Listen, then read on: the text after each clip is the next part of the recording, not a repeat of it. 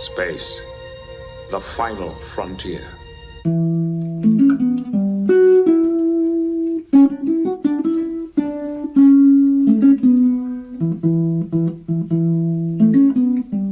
Blue skies smiling at me, nothing but blue skies do I see. Never saw the sun shining so bright, never saw things going so right. Let's see what's out there. Engage.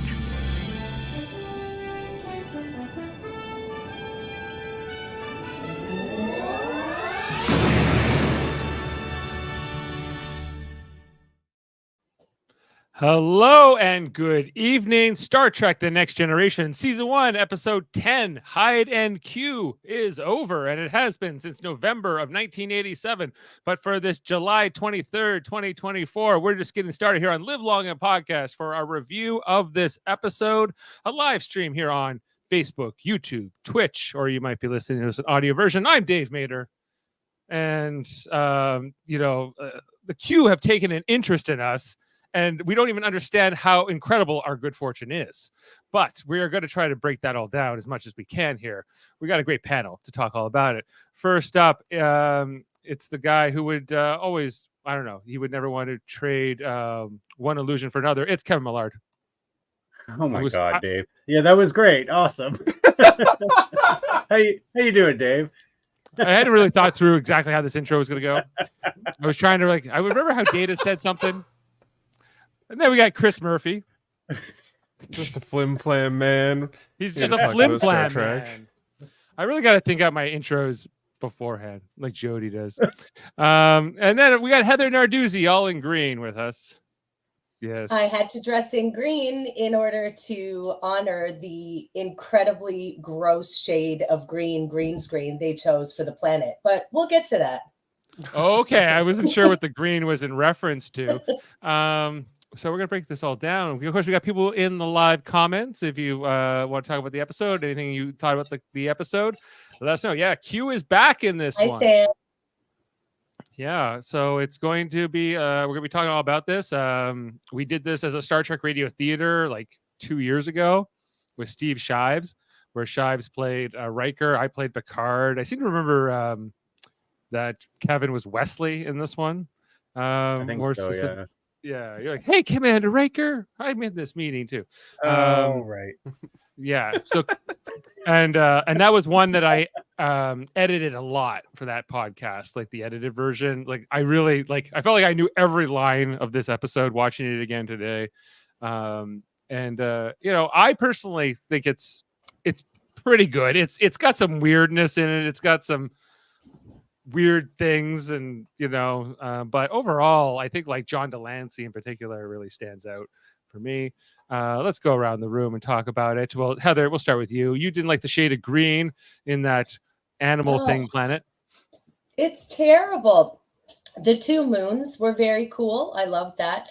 But why would they choose that shade of green against the red uniforms? And it clashed so much. I found it really gross, for lack of a better word. Like the set design and the costuming is usually so nice, and to have those things clash so much, I guess it also felt a bit like a throwback to original Trek because it looked very cheap. I would agree with you. That planet in particular feels very original series. Mm-hmm. And even some of the aspects of this episode I could compare to the Squire of Gothos, I would think, with Trelane, Q kind of leaning even more into that kind of a character in this episode. I think this is maybe one of the only other episodes that Gene Roddenberry wrote of after the pilot and whatever. Let's go to Kevin next. Kevin, I know we, as we mentioned, we did this in Star Trek Radio Theater a few years ago. Where does it rank for you amongst TNG episodes? It's tough. I really like the performances in this. but the story it's not great. Like it's just it's obvious for one. The we've seen this power corrupts absolutely. I mean, this is just like Where No Man Has Gone Before, like from original series with Gary Mitchell, and right. It's basically the same premise. And I don't like what they do to Riker here. I don't think Riker would turn this disrespectful. I think maybe Jean-Luc power a little bit, but he was very disrespectful almost immediately. Right. And doesn't seem very Riker. And smug. This like smug pose on the bridge, and then he comes in hot with the Jean-Luc. Get out of here, Riker. Yeah, you're such an idiot. Chris Worldmind Murphy, like a star-based G6. I kind of forgot how this episode began. Like I forgot this was like the second portrayal of Q as like the snake creature. And I forgot he had such a terrible haircut. And the Admiral suit was just like so like engorged with like glitter. Too much so flair just, for you. The note I have for that is Q changes from a 3-headed Cobra disco ball to Rick Rack Admiral.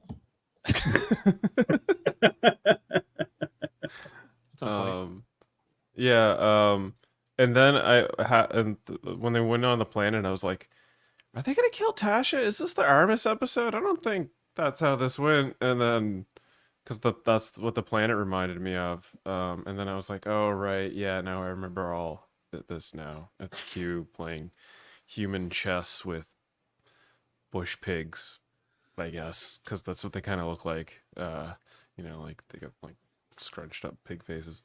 So I don't know. It was not my favorite Q episode. You mean the animal things? Vicious animal things. These animal things. Animal things.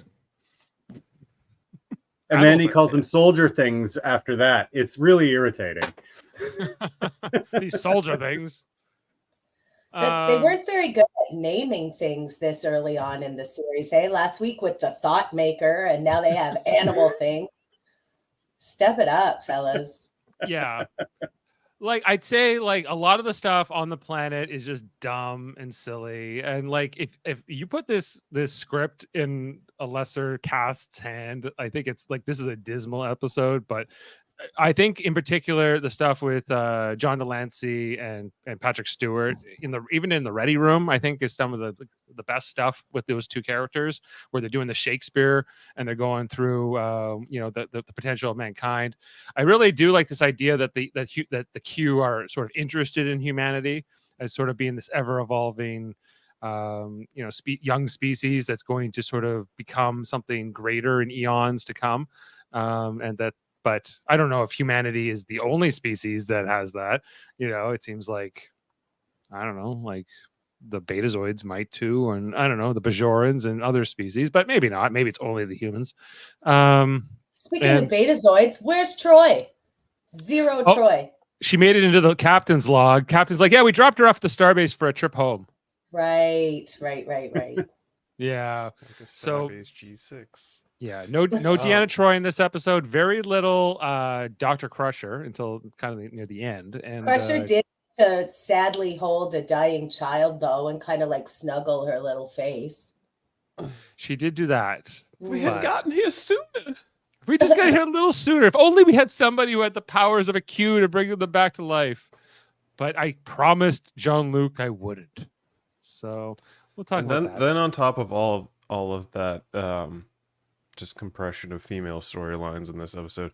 You have Tasha Yar being put in a penalty box, which feels just like drama from behind the scenes being like filtered in through this episode. Oh. She's in a penalty box. The note I have for that is no wonder Denise Crosby quit the show with scenes like tears are permitted in the penalty box. Yeah. I thought that exact thing when Worf jumped over the thing in front of her, and I'm like, wait, he always does that. Like it's classic. They give her the security job to do, but then don't let her do it. It's no wonder she left the show. There is a new ship standing order on the bridge. When one is in the penalty box, tears are permitted. Tears are permitted. It's a standing order. And then she giggles when a minute ago she'd been crying. Come on, like what am I With doing no tears, no tears on her face, zero, What dry. in the hell am I doing? Crying? Crying? Oh Crying? goodness me, I'm crying. Oh, She's come asking, on. "Is this crying? Is this what I'm doing?" Director, I'm trying to get director's notes, and they just put it in the She's talking show. to the director. Yeah. Have you ever seen a hockey game, Tasha? You know, you should be more angry, like thrashing in the penalty box. Yelling about they got the call wrong. This is Yeah. a woman who has survived rape gangs, but you put her in a penalty box and she breaks down. It's too much. And she's Did- not even in a box. She's on the bridge with the captain. Exactly. I feel like there should have been a literal box, like where they close the door. There's someone to make sure she doesn't leave after the 2 minutes. At Or the before- very least, put her in the stupid grid, in the Q grid. Right. Yeah, something. That would've been What I something. do notice after when they all come back to the ship is after she has said, "Oh, Captain, if only you weren't the captain." Then when they go back to the ship, he's in his ready room and she's just sitting alone on the bridge. He's like, "No fucking way." Is that actually a line she says? Yes. Yes. Yes. Oh, oh, Captain, if you were not the captain. If you were not, Yes. if you weren't a captain, she just looks at him like longingly. And Treat is you that- like I treated that android. And that's when the Oh. Q shows up, right? He's like female subordinates or whatever, lower ranked officers. Tries to catch him in an HR sting. Like that would be the weirdest couple ever. Like Patrick's like Picard and Tasha Yar. Like that would be no, I'm not shipping that. No way. No, Uh, we don't do it here. at No, Live that's Live. worse than Seven and Chakotay. Oh, no, it's not worse than that. That should be a debate 9. Well, what couple is worse? Who's But, worse? Yeah. Davin's on it already. All right, let's get through the episode. Okay, so we start. So the Enterprise is going towards this colony that's had some kind of emergency explosion or something, and they're going to like treat. It's a medical emergency. They're heading there. Can we just say that this wallpaper is not my favorite design aesthetic here on the Enterprise. Is It this looks the like only the time we see background of grade 7 photos. this? Yes. Yes, right. You know what would be good for Deck 7? Fake paneled wood. Really give him that cottage feeling. Yeah, Oh my I guess God. this must be near the sick bay or something. But yeah, like I don't think we saw this too many times after or before. No, I Um, think we did have it, but in like Dusty Rose. Oh, okay. Yeah, I wish Adam was here to comment on this one because he always hates he's not a big fan of this Enterprise D 1980s aesthetic. He likes to bring that up. The quite a bit. Marriott aesthetic. Yeah. The Marriott.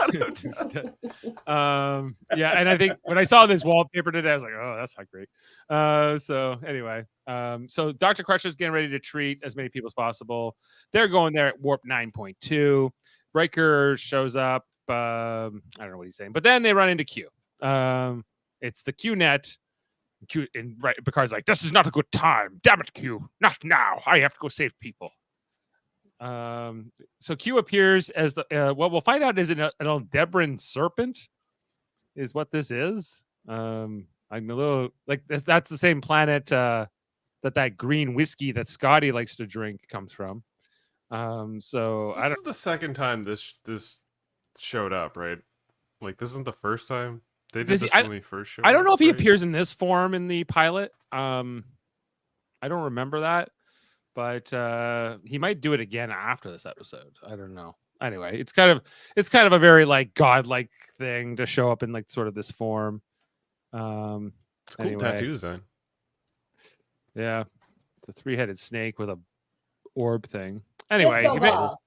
disco ball. Then he turns into a Starfleet admiral with which is basically the dress uniform that Picard wore like a couple episodes ago, but with just way more gold piping, an excessive amount of gold piping. I can't handle the rickrack. It's so much. It's like they took the uniform that Picard wore as an admiral, and then somebody was like, "Hey, I got all of this shit from Michael's last weekend. Get out the hot glue gun and let's just put it right on there."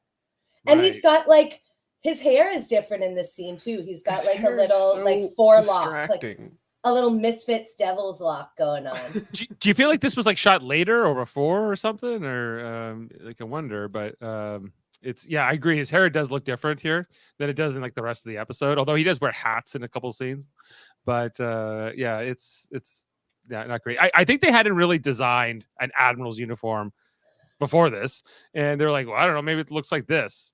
I'm glad they. And then they did it, and they saw it on film, and they were like, "No, that looks bad, you guys. We gotta come up with a better design. Tone the flare down." Yes. So we get the title card after that in the credits. Also, of course, I got a question: is this the first time Worf starts wearing the sash? Because I don't remember that last episode. No, he wore it last episode. Did he? I remember because I commented on it. He couldn't have his full range of powers because he only has this stupid cloth sash so far. Right. He's been wearing it the whole time. He rarely goes without it. I feel like it's changing each episode though, because this one it looks bigger. It It looks bigger now for some reason than it Like has wider. Wider, maybe. Yeah. Well, because he had to do that crazy jump over the railing there, and then I didn't get a shot of that, but Picard called him off. He's like, "Oh, only am I like, what are you gonna do? Fight Q? Is that your plan here, Worf?" Worf does a lot of hopping around in this episode. He hops over the railing. He hops over the rocks on the green planet. He's just ready to get it. Well, that's how you go, A warrior's reaction. Right, Worf. So John Delancey's back, and he's here to mess with the crew again. But then, we see he takes kind of an interest here in Riker. He's like, "Oh, the indelible Commander Riker, who I noticed before." And Riker's even like, gods have the hots for Riker.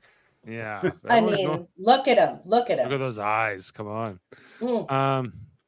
So Picard's just annoyed with him. He's like, "You put us on trial for humanity. You did this. You do that."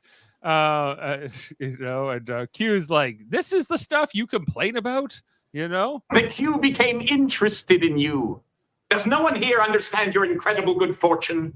These are the complaints of a closed mind. Yeah, there was Worf's little growl. Yeah. Macro head. The micro brain. That's a pretty sweet burn, though. Like, aren't all like humans kind of like small-brained animals? But even Worf stands out amongst to Q as dumb. He calls all these things anyway. So Q kind of does his little shtick here until he eventually transports a good chunk of the bridge crew to this planet with the green sky for a game. Now, Heather said she doesn't like the sky. I hate it. Look how ugly it is. Well,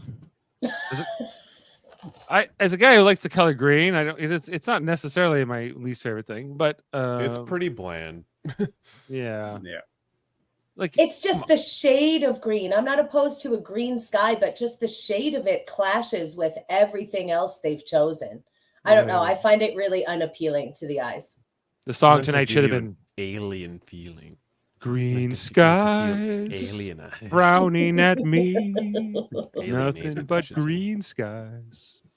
Anyway, so it's a world with two moons, but we don't. I get the impression that this doesn't really exist. This is just something Q created, or which Data kind of alludes to. And Captain Picard is not present. But Captain Picard has been left on the bridge by himself, and he can't even like communicate with anybody. Can't talk to anybody. He's sort of just alone. He's in his own penalty box, really. He tries to always have lights on those deck panels. You mean on like the Ford stations? Yeah, the Ford stations. I feel like those lights were eventually removed. They're those not always stood out to me too, and I wasn't sure if they were always there or not. They're always there, but they're not always turned on. I don't think. I think there are times where the lights are turned off. But yeah, they're definitely bright in this episode. You do notice them a little more. Anyway, so Picard can't go anywhere, can't do anything. Back on this planet with Heather's favorite sky. They run into Q, whose bad haircut is covered up by his Napoleonic outfit, as he's kind of doing his Napoleon thing here. Shtick. His shtick. Offering drinks to Riker. What is this? An old-fashioned lemonade. An old-fashioned lemonade. Just incredible. I know I pulled that one. Where are you, Riker? I was just thinking about an old-fashioned lemonade. An old-fashioned lemonade. Yeah. What about my friends though? Oh, they can have all these drinks they want. My favorite. Wait, I got a question. Does anybody know what makes the lemonade old-fashioned? He served it in an old-fashioned glass. Is that instead of like criteria? the little tea Earl Grey hot cups that Picard has? That's a newfangled glass. In a goblet, it's old-fashioned. So in a Picard glass, it would be new-fashioned lemonade. That is correct. Okay, cool. Okay, I'm glad we've deciphered that. Thank you. Well, Worf doesn't like lemonade or whatever he was given here. I like this scene from Worf. This is one of my favorite scenes where he's just like, me too. Ice cold. I like the interesting line here comes from Q where he's like, "Oh, it's no wonder you defeated them, Riker." So kind of implying that the Federation defeated the Klingon Empire, which is not exactly true, but they did come to peace. They did have some conflicts and whatever. I guess the Klingons didn't defeat them, so in a sense they won. But basically this whole thing is about Q tempting Riker, although we don't really know all that yet. Like Q is here to tempt Riker to join the Q continuum. And Q wants to play a game, which Riker is Riker is kind of like playing along with a lot of it. The game has rules. Now, games require rules and rewards and dangers and familiar settings, that sort of thing. Right. But Tasha Yar doesn't like it. She gets all upset with him, and he's got to throw her into the penalty box. Game penalty. Flies her away. Where'd you put her, Q? In the penalty box. But if any of you go to the penalty box, she'll die because only one person can be in the penalty box. But that's not how penalty boxes work. You can have one time. Most of our hockey team got put in the penalty box. A good chunk of us. It was me and Jody and Jeff one night, and a whole bunch of us. And nobody died? Well, just cross-checking. Jeez. Yeah. Well, there were some issues, but it's all love and war as it goes. Anyway, so back on the ship, this is where Picard still doesn't know what to do with himself. Can't even record a log. And this is where Tasha Yar comes in the penalty box. A penalty box. What are you talking about, Tasha? It sounds ridiculous. It sounds silly, but it's not. She tells us here. It sounds strange, but it definitely isn't. Yeah, she doesn't like it. What a stupid line that is. It's very stupid. It is it's strange. Right it is right strange. Up there with Crusher's I feel strange, but also good. Yeah, well, we're going to do it in the fun facts section, but yeah, this script apparently was rewritten a lot. Okay, hang on.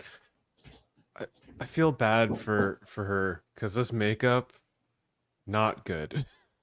Now that I'm looking at it more closely, I'm like, I see what you mean. Yeah, like the left side of her face, and it's like the center of it's all super paled out, and then she's pink around like she's the got frame of it. She's got pink up here, like like it's all They hadn't learned about contouring yet in the 80s.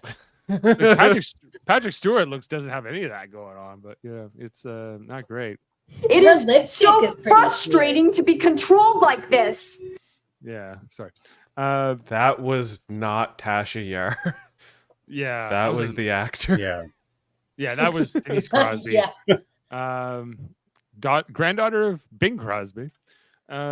Anyway, so this is where the standing order on the bridge is that tears are permitted while in the penalty box. Never forget. If you weren't a captain. If you weren't a captain. Oh my God, so Gene Roddenberry. This scene is so deeply stupid. Yeah, and this is the In kind of stuff. every way. This is the kind of stuff Gene Roddenberry loved to write.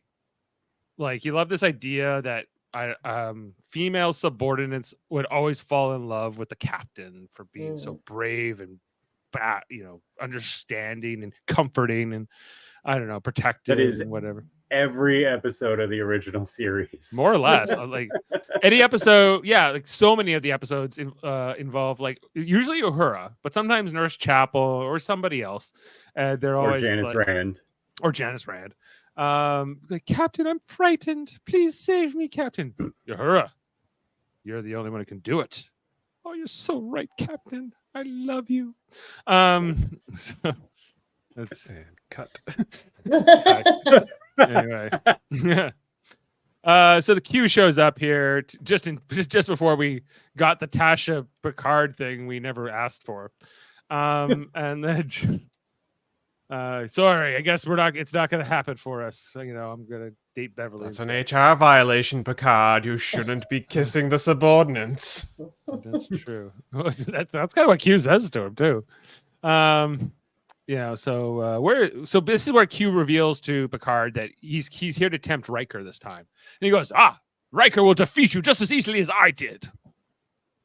He's like, we'll see about that. Riker will be offered something he can't possibly turn down. An offer he can't refuse will happen. Q won this bet, by the way. Did he? Riker didn't defeat Q. Picard and the rest of the bridge crew did. Picard didn't beat him.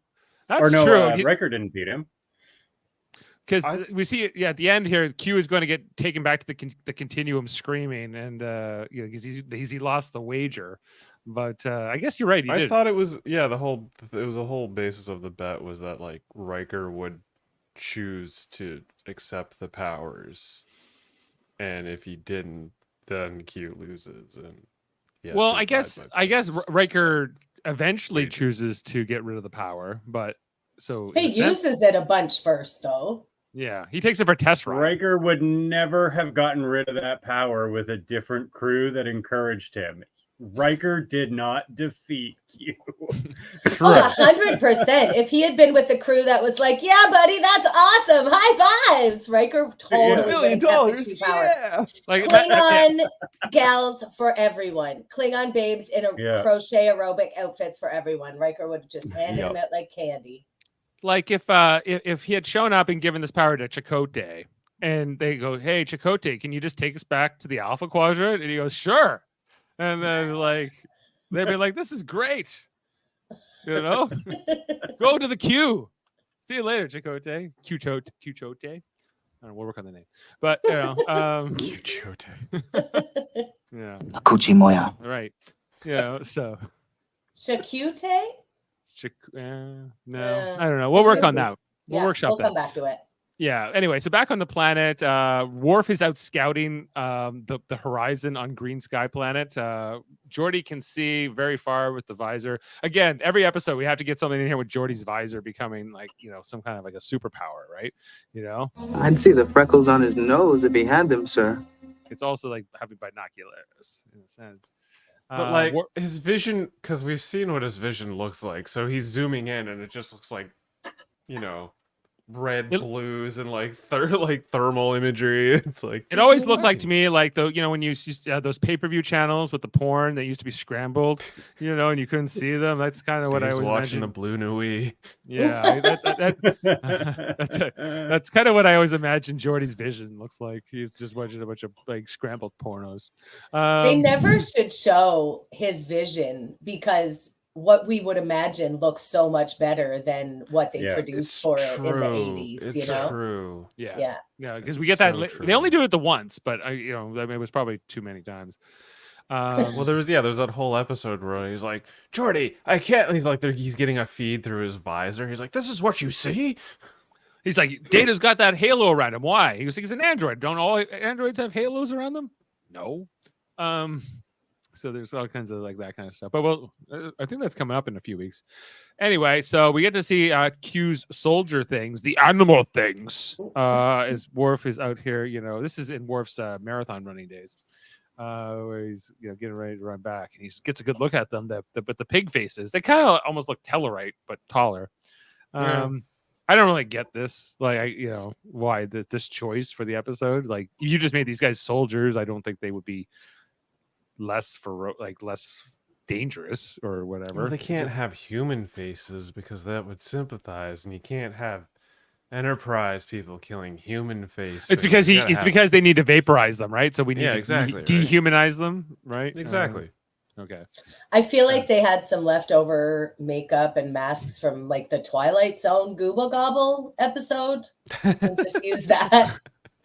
Yeah, so they had something here, but yeah, it's kind of, I don't know. This is not my favorite. So Worf runs back to tell him about it, and then I would say we get to what's my favorite scene in the entire episode, which is Q here in the ready room where Picard confronts him and says, "Why all this? Why not just talk to us and ask us for things? And why do you do this thing where you stop us in the middle of our missions and you kind of mess with us and whatever and hey, I'm just trying to help a pitiful species here." Well, one takes the jobs he can get. Because he's like, yeah, Marshal of France, ridiculous. But I have more here. Yeah, with the whole thing. Like, how about this? Life is but a walking shadow, a poor player that struts and frets his hour upon the stage, and then is heard no more. It is a tale told by an idiot, full of sound and fury, signifying nothing. Yeah. I don't know. I just like hearing him read it, quite frankly. And if there's ever two actors in this show to, read Shakespeare, it's these two gentlemen. Yeah, it's pretty strong. He says all the world's a stage, all the galaxies a stage. He goes world.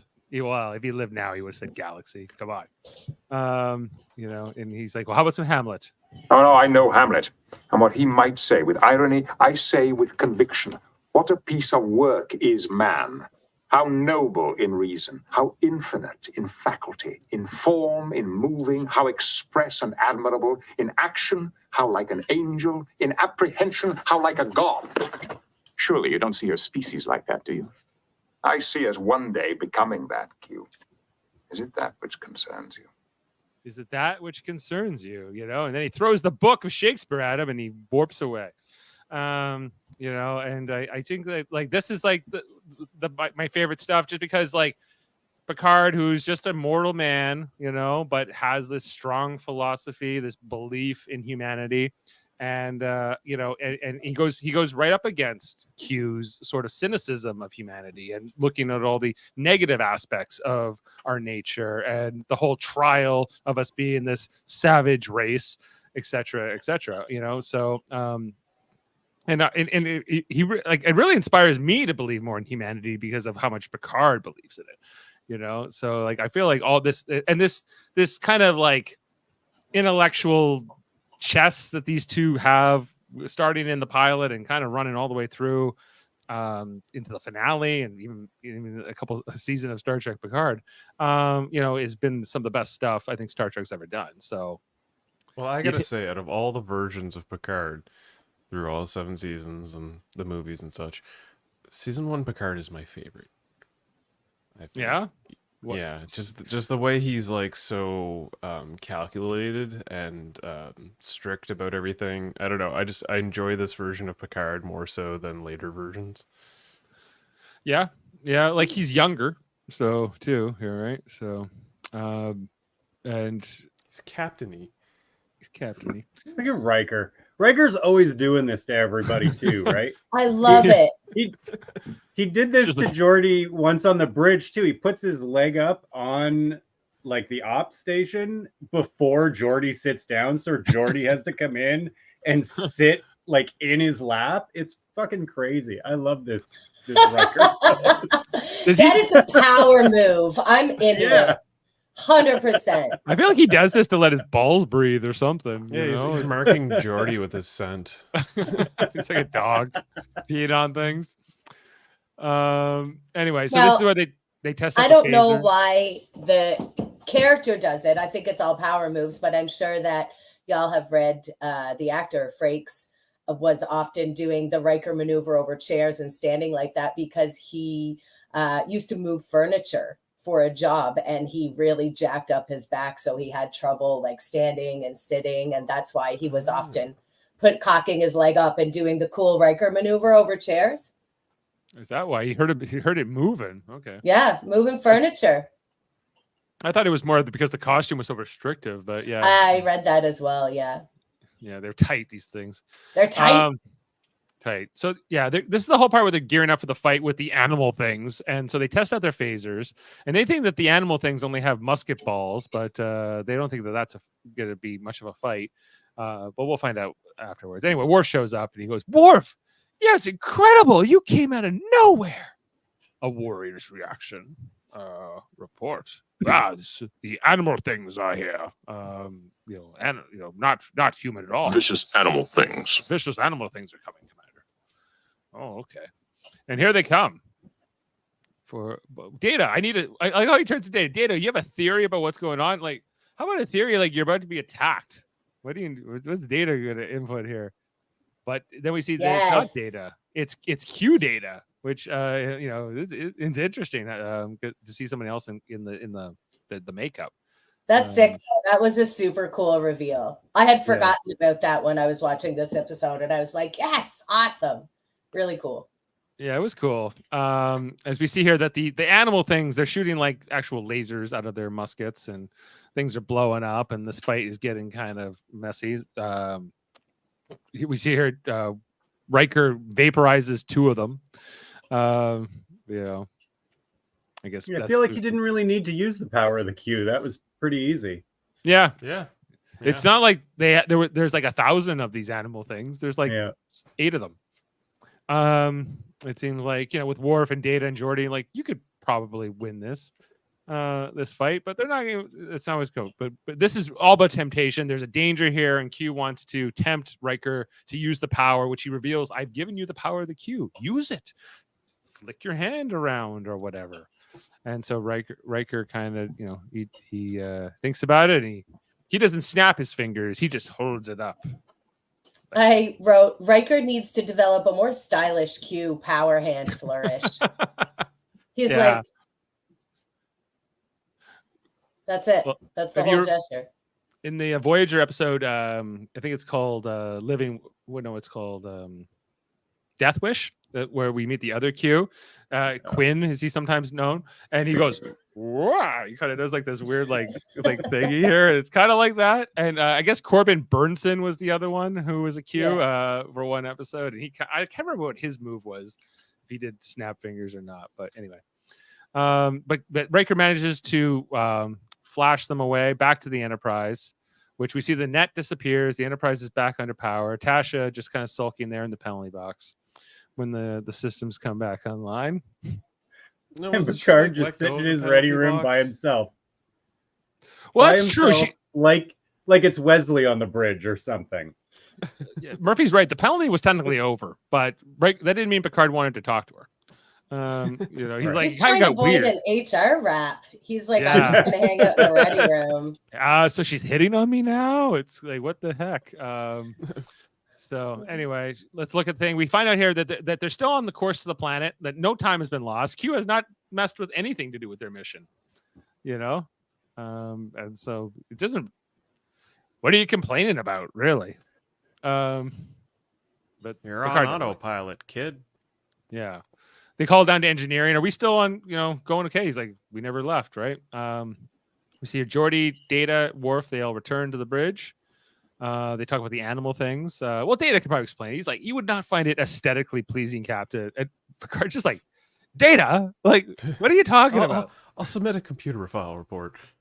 That's so weird because it's like the opposite. Usually they're like, Data, report. And he goes on for an hour. And they're like, Data, shut up. This time he won't say anything. And Picard's mad too. Like, Data can't win. No. He's like, I'll draw you a picture later on. Maybe make you a painting. This is there where we see back on the planet, Riker laughing uncontrollably. Did anyone else enjoy this? No. No. Love it. I remember when Shives did it for our reading. He was like, I'm laughing like an idiot, It's now Q dressed as Riker, or in Riker sort of look here. With his foot up too. He's even doing the foot up. He's like, I'm committed to this Riker role. We're in the commander pips and everything else, but saying like, tempting him to join the Q. He explains the Q continuum, talks about this whole thing with humanity being sort of this thing that's intriguing the Q, and they want to learn to harness that power and not sort of be, I guess, surpassed by humanity. I've always had the theory that Q is so interested in humanity because Q is human. Like the Q are us. Then like from the future or something like that. Sort of, in a way, but does that have any meaning once you're a Q? Right, because time is not really relevant either, right? Right. So, like that's not terrible there. And he looks at us the way we would look at people from a much earlier century, like brutes, and would kind of be a little disgusted, I think, in some of humanity. But would we take as much interest as he does in these people, vis-a-vis versus in your example, like with people from 1,000 years ago or 10,000 years ago, or like, whatever our most savage time was, even if you go 150 years ago. We do take a lot of interest in our history, Dave. But we don't have the ability to actually interact with But if we did, all you need is a hand gesture. Yeah.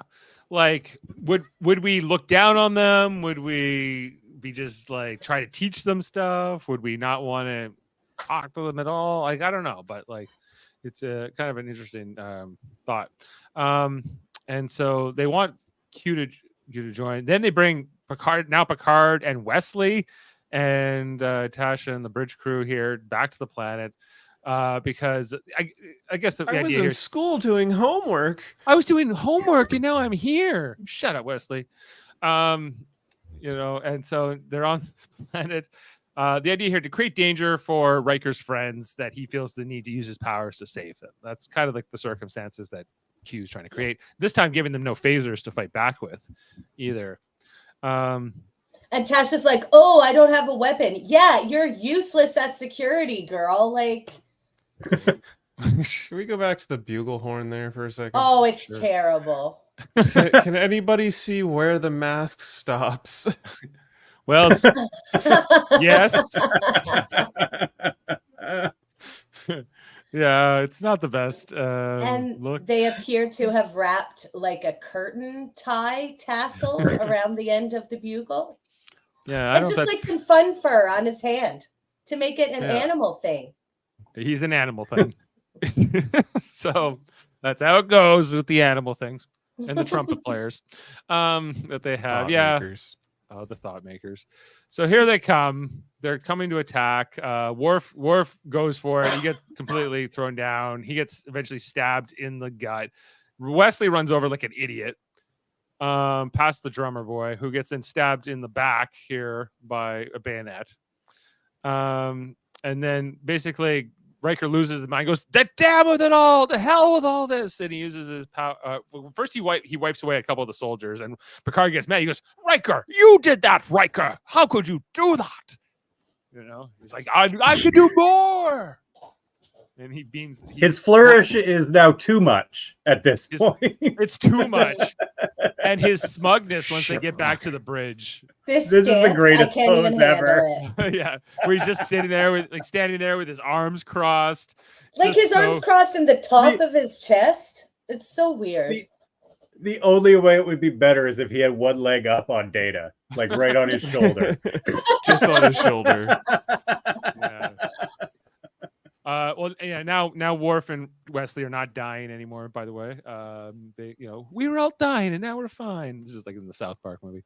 And like Riker is so committed to this pose for like a good couple of seconds of the shot, And, Picard looks at him, looks away, looks at him, and the smugness, it just intensifies as we keep going here. Anyway.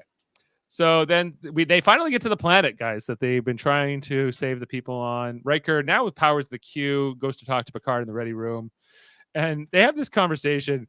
Picard even gets up from his side of his desk, walks around and sits next to Riker on the same side. He goes, I don't know what to tell you, man. Like, you have this incredible power, but a human is not ready for this. The implications of this are not ready. And he basically, by the end of this conversation, asks Riker to promise not to use these powers, which Riker agrees to for whatever reason. Well, that's all I need. You give me your word, number one. That's all I need to hear. So go lead the away mission like you normally would. So they beam down. He asks him, can you not use these powers? And he doesn't. He's so smug. He doesn't even think about it. He's just like, of course I can not use these powers. Right. Yeah.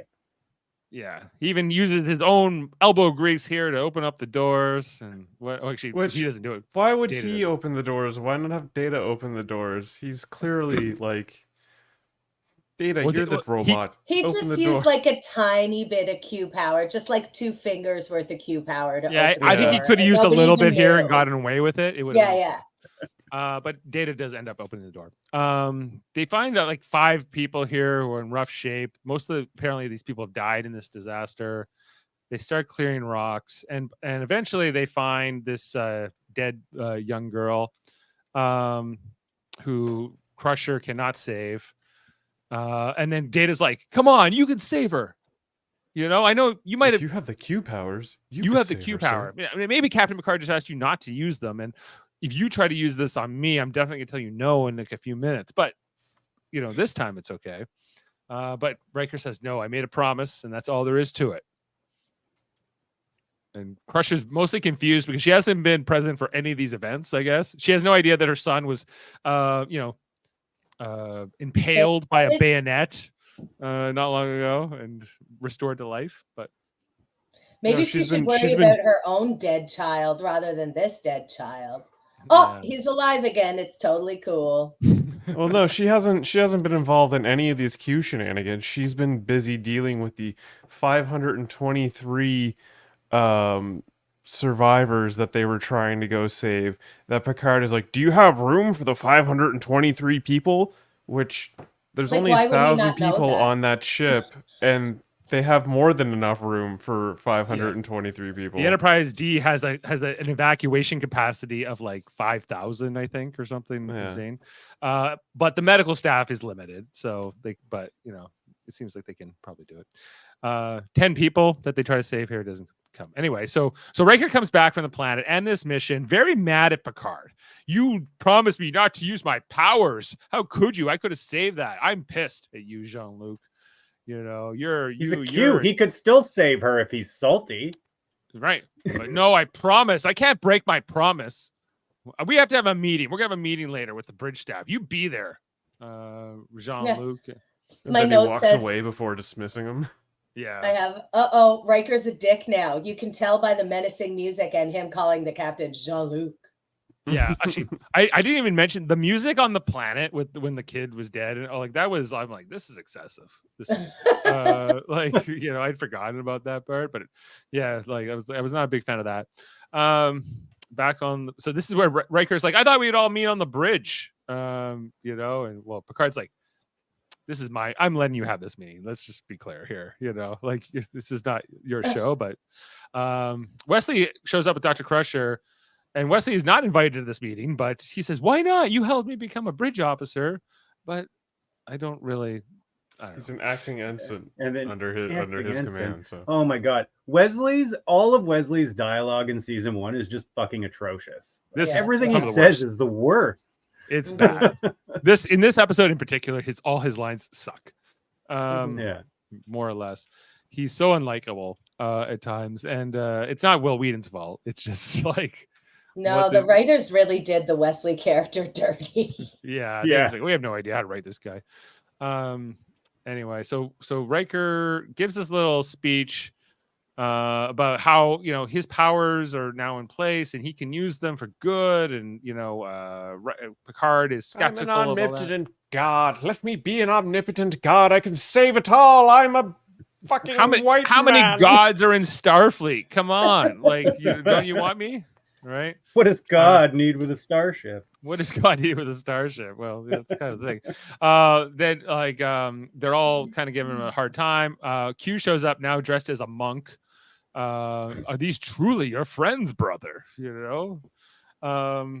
and he's like, going back on there. He's like, "You're no god, Q. Blasphemy." I don't know. John DeLance. I love that he asked him what his obsession is with costumes. Yes. I wish costume department really went all out for Q in this episode. He's had like 5-6 costume changes up to this point. Amazing. And they kept with that for these first 2 appearances, like Encounter at Farpoint and this one. And I don't think like they really keep with that much after this, because then he just kind of he's always wearing the captain's uniform basically all the time. Mhm. But I kind of miss that he would have all these different outfits on all the time, and he would kind of play it a little different. But maybe Delancey was like, "Guys, I'm not coming to set at 3:00 in the morning. I'm coming at 8. You can put me in a captain's uniform and brush my hair back, and we're done. All right, that's it." That's probably what happened. But at this point, he was a little bit working more willing. with Janeway, then I might dress up. Yeah. Like there were times he did dress, like there's the Robin Hood thing. There's times he would put outfits on, but not it wasn't as like all the time as it was in this first season. And then like Riker's like, "Hey, could I maybe give them something they know what they like." This is one of my favorite lines, like with Q. He's like, "Oh, May I please give happiness to my friends?" please, sir, may I please give happiness to my friends." That's how you get HR called on you, Q. Yeah, HR is gonna be busy. All these complaints. So Picard goes, "Go for it, man. Give everyone their gifts, and if they want to participate or not. Let's see how this goes." Picard just kind of like, that's how you do smug.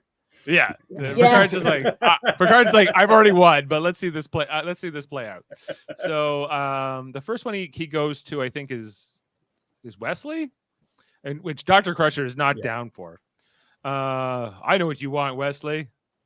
To be this 10 years older? That's what he wants? This is not what Will Wheaton will end up looking like in 10 years. Absolutely. Spoilers.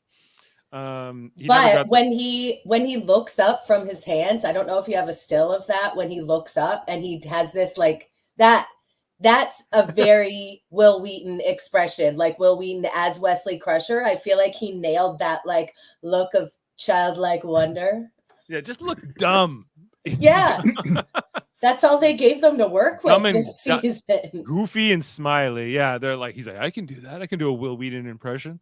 Of course, his lines. Put him in the same clothes. He couldn't put him in something better. No. Yeah, you think they'd put him in a Starfleet uniform because that's what he really wants. It's like, we know what you really want, and it's like to be 10 years older in the same stupid sweater you've always been wearing. No, he wants to be a Starfleet officer. That's what he's been trying to go for. Yeah. Is there when I was a young man on the Enterprise, I met an advanced being called a traveler. I was going for my Wesley. Yeah. It's sort of like your favorite sweater. Sort of like your favorite sweater. On the can you go back to that still for a second? Do you see on his left arm on our right? It's really janky. I think maybe like look at it. They ran out of time to sew that costume. Yeah. They ran out of time to sew it. You know what? It's fine. I just want to see if Will Wheaton's has that as well or not. Kind of does. His is a little better. The costume department spent all their time on Q this week. They couldn't even sew up the costume properly. Yeah, well, this guy just looks way more muscular than Will Wheaton. And yeah, this is where Jory goes, "Hey, Wes, not bad. Not bad. Not like, what are you looking at, Jordy?" Yeah. So then he goes to Data. Then he goes to Data, and Data's like, "No." Data knows right away what he'll try. He's like, "Don't you want to be human?" And he's like, "I don't want to substitute." This is what I was trying to do with the Kevin intro. I don't want to, conflate one illusion with another or something like that. But I messed he's basically, I don't want to compound the illusion of being human with another. And this is all what it is. It may be real to you, Q and Riker, but it is, after all, just an illusion. And I do not want to participate. I don't want that experience. So don't. And then he goes to Geordi next, who he's known the longest. Gives him sight. LeVar Burton gets to take off the visor and look around with his eyes. Is this the first time we see him with his real eyes and with the visor off? I think so, hey? Oh, yeah. In Star Trek, yes, for sure. I love that this is the first time he's seeing and he gets to look at this garbage planet. Like there's nothing on it. Like it doesn't look good at all. And he's still in wonder, but at least he wasn't on the green planet. He would have been like, you know what? Take him. Yeah, this guy sucks. Gouge them out. Jesus. Then he looks at Tasha and goes, "You're so beautiful, Tasha. Beautiful as I imagine." I'm like, this is a weird, like, and what? If only you weren't the security officer. I was listening to this. Okay, so I was in the kitchen half listening to this episode when I was watching it. I ran to the kitchen real quick for this part. And I thought he said that to Beverly. And I was like, wait, did he just hit on Beverly? And I ran back in the living room to rewind it. Nope, he's hitting on Tasha Yar. He is. He looks at her and goes, "I'm not the captain." Good thing I'm not the captain. And she goes, "Well, that's a problem for me, really." To be fair, she's not enough hologram girl for him. Yeah. True.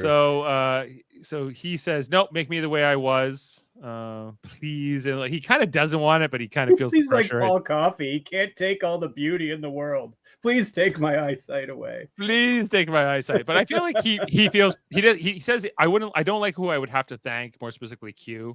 So the price is too high for him.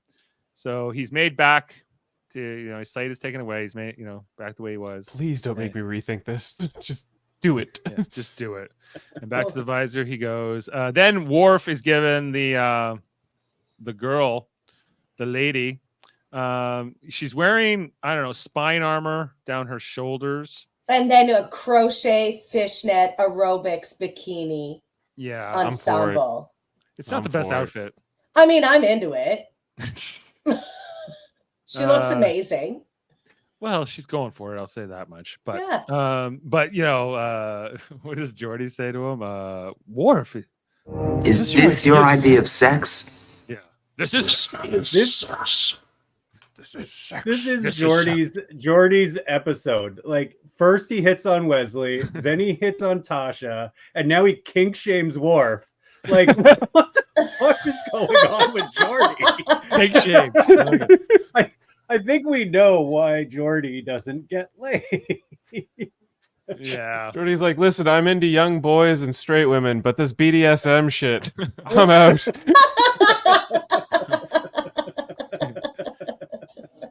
Yeah. What is Worf yells something here is like, she's from a world that's now alien for me. I think because it was so stupid.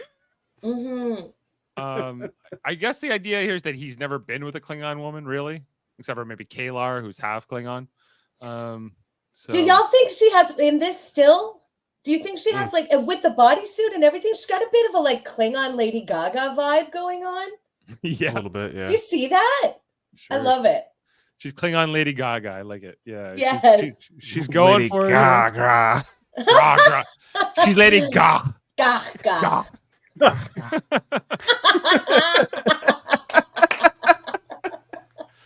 So damn it, make it short on that one. Okay. You've done good work here today. But Worf doesn't want the woman. They would have been best if he actually tried to have sex with her right there on the bridge in front of everybody. Just like more HR violations. More HR. Like just keep them coming. Keep them coming. Wesley doesn't want this this thing, here. It's too soon for this. I'm not ready. So please make me. I'm back. 10 years older, but I still sound like a 12-year-old boy. Did they dub in Wheaton's voice for that? I feel like they did. 100%. For sure, right? 100%. Yeah, I think they did. The weirdest line for me here too is like when Riker goes, "If this is because your mother objects," I'm like, what if she does? Like, how about you stop being a jerk? Like, yeah, he's like 14, man. Yeah, get it together. Right. It's well below the age of consent, sir. You have to abide by his mother's ruling. Yeah. Anyways, so I think that's overdone. Oh yeah, and so this is kind of I don't have him being turned back into Will Wheaton, but this is the whole. I feel like such an idiot. Quite right. So you should. So you should. And then he confronts Q here, who is basically lost the bet, but Kevin's pointing out quite right. I think he didn't actually, but whatever. He did use the powers and whatever. So he's gone.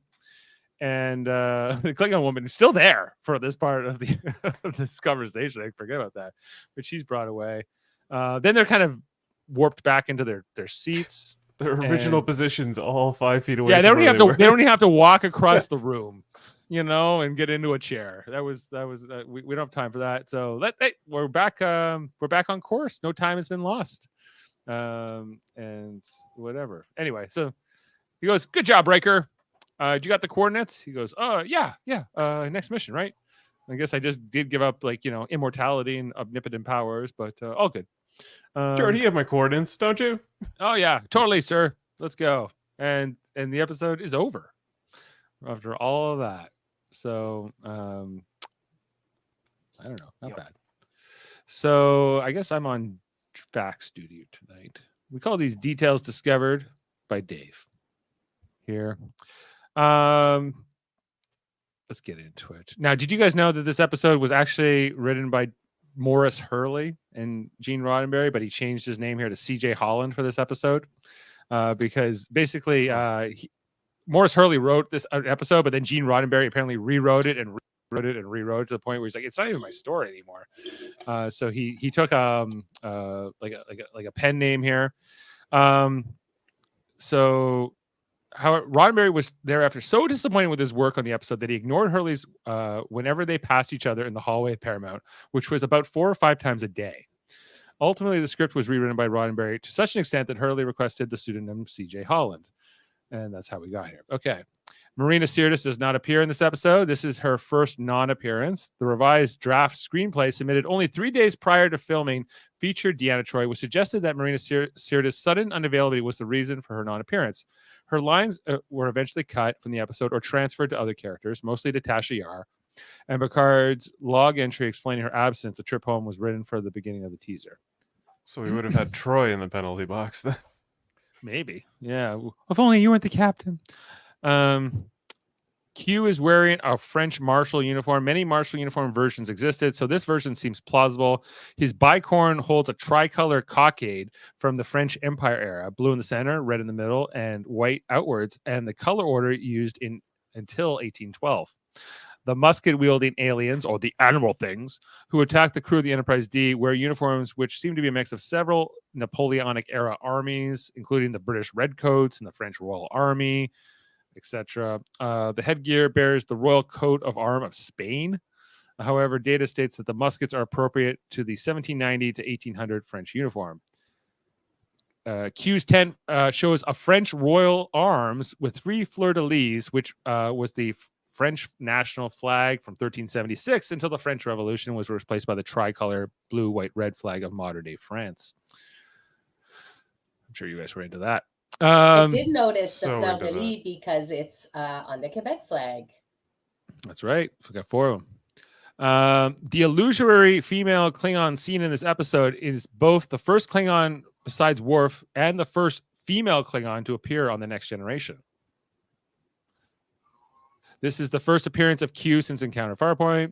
Q's force field grid is stock footage from Encounter Farpoint, and this episode is the last time that it appears in Star Trek, although it is mentioned in All Good Things. I'm glad they dispense with it because it's dumb. Yeah. Well, Q doesn't really need to use a force field to stop He you from does doing not. this. Another scene from Encounter Farpoint was reused. The scene at the beginning of the episode with the 4 officers leaving for sickbay. A couch can be seen at the place where Dr. Crusher's office would be at this time. I didn't pick up on that. The episode marks the first appearance of a Starfleet Admiral uniforms in Next Gen, although it's just the dress uniform worn by Q, and it's an actual uniformed Admiral did not appear until too short a season, although Leonard McCoy did appear as a retired Admiral in the pilot. I'm going to skip that. The Ready Room conversation between Q and Picard references Shakespeare's play As You Like It, Hamlet, and Macbeth. Episode marks the first appearance of LeVar Burton without his visor or contact lenses. The second is the 4th season episode, Future Imperfect. And the third and last is the 7th season episode, Interface. Data's quote from Hamlet, "This above all, to thy own self be true," is the source of the TNG season 7 episode title, Thy Own Self, an episode in which Data figures prominently. The music composed by Dennis McCarthy. No, that's not interesting. The music played during the final fight scenes between the Enterprise D and the illusory aliens is the Revolution song "La Marseillaise," which is the French Republic's national anthem since its adoption in 1792. You hear like dun, dun, dun, dun, dun, dun, dun. They were like playing that through some of it. Reception to the episode. The director, Cliff Bull, remembered, I liked the episode, but it wasn't one of my favorites. But Bull praises John Delancey for his performance and mentioned that he's an excellent actor and he took him to Australia for an episode of Mission Impossible. Did he?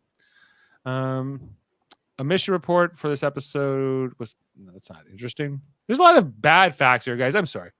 I'm just kind of running through them. Anyway, so I feel like I can't go out on that. What am I going to say? Okay, this is where we're going with. Uniforms. The Command Division Starfleet uniform Q wears while talking with Riker on the planet has rank pips of a commander, but the only time Q ever appears in a Command Division Starfleet uniform without the rank of a captain, aside from the Admiral's uniform at the start of the episode, was this. Q also appears in Data's Operations Division Starfleet uniform, marking the only instant that Q wears the rank pips of Lieutenant Commander or a Gold Operations uniform. This is the only time that John Delancey wears the makeup and appearance of another character while playing Q on Next Gen. But I think he could have done more of that. And with all that said, everybody, it's time to go to our ratings. Let's bring them up. Hide and Q. Okay. Coming in tonight, I was like, I do like this episode, but this episode is flawed. So what does that mean? I think like most of the times I'm probably going to watch this if it's on, but it's also dumb in some parts, mostly the animal things, and the penalty box stuff. So I'm kind of struggling with how many points to deduct for it. So I think I'm going to settle with a 7.5. Kevin. I'm struggling with the same thing. I am entertained by this episode, but it's so bad. 5. Murphy. I'm gonna give it an 8. Okay. Yeah. Bold statement. And Heather. I like it enough to give it a 7, but for the penalty box nonsense alone, I'm going to demote it to a 6. Okay. It does. I wouldn't even give it that high of a ranking if it didn't have, of course, the Shakespeare scene with Picard and Q, which I think is just fantastic. And some of the iconic still moments from the show, like Riker laughing on the rocks and Wesley going like, after he's been bayoneted. Those are fun to see. And the cool Q as Data. So I would stand on a 6. Okay. All right. Well, we're averaging a 6.6. Norman's giving this a 3 out of 10. I guess he's not his favorite. Norman hates it. He says this and Cupid are his least favorite TNG Q episodes. What? So just Cupid's so fun though. That's the one. That's the Robin Hood one, right? Yeah. So, yeah. Like teach their own. This has a 6.9 on IMDb, so it's light. It's one of the, that's fairly good rating for a season 1 episode. And we mentioned CJ Holland's really Morris Harley. Okay, so the next episode is Haven. And I don't know if we mentioned this yet in the podcast, but the next one will be Heather, Jody, and my dad coming in. Sam, as he calls him, the GOAT, Ted Mater. Haven, that's the one with the women's planet, right? No, that's Angel 1. Haven is the one where right. Troy's betrothed comes and he's been drawing photos. Oh, right. I know. Oh. It's fun. It's a fun one. It's super dumb, but it's awesome. Is this the one where they're talking about the naked weddings and stuff? Yeah. No. Yeah, right. Is it? Is it the first appearance of Loxana Troy? It is. Yes. Yeah, I think it's the first appearance of Loxana Troy. Gotta be amazing. I can't wait. So wait, like Deanna went to go visit her mother and then her mother came to the ship? No, her mother comes to the ship and the guy that Deanna is betrothed to marry since she was young and his family come, and then Buddy's been like painting pictures of this other woman. Am I confusing it with another? No, you're not. episode? You're No, right. No, that's and then right. he ends up going to another ship that is infected with a disease, right? Right. And that's where he's been drawing pictures of that woman. That's like his 'Cause destiny or he's something. a doctor. Yeah, and isn't Right, it right. isn't it the dude from like Lost or whatever? Like Robert I've Nepper. seen- Yeah. Yeah, he's from oh, I know this act. That's him? Like, okay, so like this actor who plays the love interest, like the betrothed of Troy, he goes on to have like a crazy career. Robert Nepper. He was in like Heroes. Have you ever watched that show? Yeah, that's what I'm thinking of. And he often plays like a psycho or like a Nazi or like, like a villainous kind of a character. So yeah, I had no idea it was him. It'd be He's interesting in like to watch Prison Break, isn't he, or whatever? Prison Break, and yeah, he's been a ton of stuff. Like you often playing somebody in a prison or a bad guy, but in this episode he'll be playing a good guy. And yeah, I never put it together. It's the same guy. So interesting to see what my dad makes of this episode and Loxana Troy. Maybe that's why I put him on the panel for this one, because it's Majel Barrett. I'm like, hey, it's Nurse Chapel, with a new character. But what I was trying to say before, Heather, was like Deanna's not in the episode we just talked about because she said she went home, or Picard said she went home. So so it said she went home, and then they're like, okay, but now we're all going to head to the ship and get married on the ship in front of my old boyfriend. Right. That's the That part. makes sense. Well, so Loxana can come onto the ship with her little like arm pet and freak out Buddy's parents. She has to have an audience for that on the ship, and she just loves Picard. So, oh wait, has she even met him yet? Is this the first time she meets Picard? This is the first time they'll meet. I'm so glad I'm reviewing this one. I love it. So much to get into. Oh yeah, and Armin Shimmerman's in this episode too. He's the box, like the talking box. Okay, so I'm excited to talk about this one. Yeah, every time she eats and drinks, home bangs the gong. That's right. That's right. Right. All right. This is Well, where we bang the gong, eh? This is where we bang the gong, or yeah, we'll just leave it with that. So space gong dong. Well, we'll be on tomorrow here on Live Long and Podcast. Wednesday, we're finishing up our Star Trek Prodigy season 2 coverage. Is that tomorrow? I thought we'd do those Thursday. We haven't told you. We normally do it on Thursday, but because I'm trying to cover now Big Brother 26 over on the Super Mater Brothers podcast, which is also on Thursdays, I asked Davin and Jessica if we can move it to Wednesday. If you can make it too, Murphy, it would be great. Well, yeah, I can make Wednesday for sure. I'll be there. Yeah. Good. Okay. So tomorrow night, Star Trek Prodigy. Monday nights we have our Star Trek, or no, it's not Star Trek at all. It's the Orville. With last night was Jody and Kevin and Adam. Murphy slept in, and they were talking. You know what? About... I show up for the good episodes of the Orville. So never. Oh, you were talking about Into the Fold. You were talking about Into the Fold yesterday, Kevin. I watched some of that podcast. Yeah. So, yeah. Well.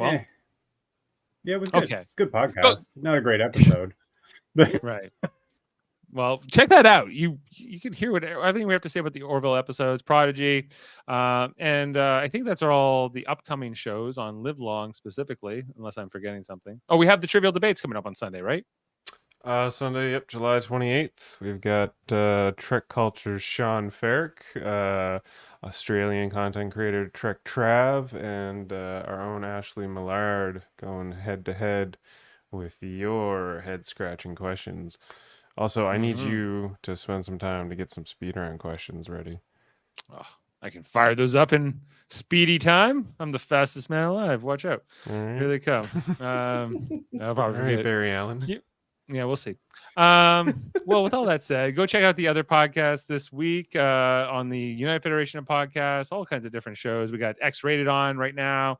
There's what else have we got coming up? Well, we mentioned Big Brother 26. We'll be talking about the first eviction in the U.S. House. Kevin's excited. Absolutely. So excited. So excited. And Trivial Debates and all the great shows we have here on the network. All right. Well, thanks for being with us. Thanks to Heather, Kevin, and Murphy, and everyone in the comments. And we'll see you next time for Haven. And we'll leave you on a quote here. I don't know, maybe one of these great speeches. Let's go with this. Hear this, Picard, and reflect. All the galaxy is a stage. World, not galaxy. All the world's a stage. Oh, you know that one. Well, if he were living now, he would have said galaxy. See you next time. Beam up some Star Trek content with Live Long and Podcast. Tune in to X-Rated, the X-Men animated review show. Artistic interviews with graphic histories. A roundtable movie discussion with Hey, did you see this one? And movie reviews with Hold Up, a movie podcast. And while you're at it, spin a few records with Eamon on Track. Watch us duke it out on trivial debates. And let's chat about TV with the Super Mater Brothers. It's all here on the United Federation of Podcasts.